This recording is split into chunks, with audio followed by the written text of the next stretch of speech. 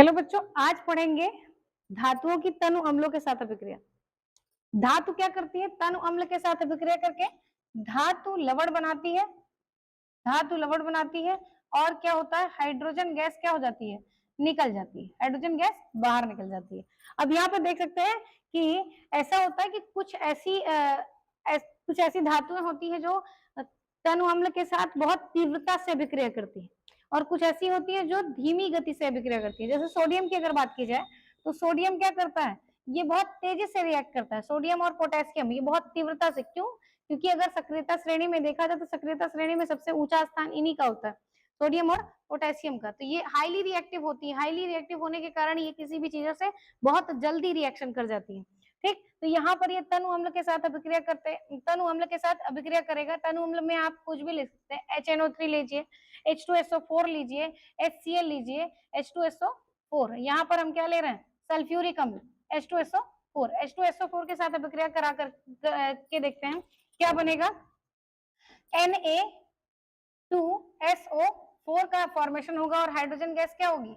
निकल जाएगी। Hydrogen gas क्या हो जाएगी? रिलीज हो जाएगी। तो यहाँ पर ये बना क्या रहा है? तो ये क्या कहलाएगा? सॉल्ट, या फिर कह सकते हो इसको धातु लवण। ठीक, इसी तरीके से हम पोटेशियम की भी देख लें। पोटेशियम की अभिक्रिया HCl से करा के देखते हैं। तो HCl से कराने पर क्या होगा? KCl बनेगा और क्या निकल जाएगा? हाइड्रोजन गैस क्या हो जाएगी? निकल जाएगी। इसको बैलेंस भी कर लीजिएगा।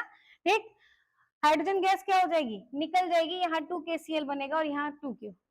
ठीक, इस तरीके से अगर मैग्नीशियम की अगर बात करोगे तो मैग्नीशियम की भी अगर हम अभिक्रिया कराते हैं, चलिए H2SO4 से कराते हैं तो MgSO4 बनेगा और क्या बनेगा? हाइड्रोजन गैस क्या हो जाएगी? निकल जाएगी। अब यहाँ पे आप एक चीज देख सकते हैं कि जो सोडियम होता है और पोटेशियम होता है ये बहुत तीव्रता से अभिक्रिया करता है, जबकि अगर मैग्नीशियम की बात करें तो ये कम तीव्रता से अभिक्रिया करता है।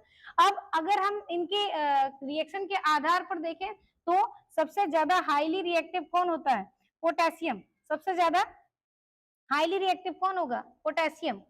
एसिड के साथ, एसिड के साथ की बात की जा रही। मैग्नीशियम इससे कम होगा, एल्यूमिनियम इससे और कम होगा और जिंक इससे और कम होगा और आयरन सबसे कम रिएक्टिव होता एसिड के साथ। एसिड के साथ कौन कौन ज्यादा रिएक्ट करेगा? तो पोटेशियम हो गया और सोडियम हो गया। मैग्नीशियम इन दोनों की अपेक्षा कम करता है और एल्यूमिनियम इन तीनों की अपेक्षा और कम करता है। जिंक की अगर बात करोगे तो इन चारों की अपेक्षा कम करता है और आयरन जो होता है वो सबसे कम करता है।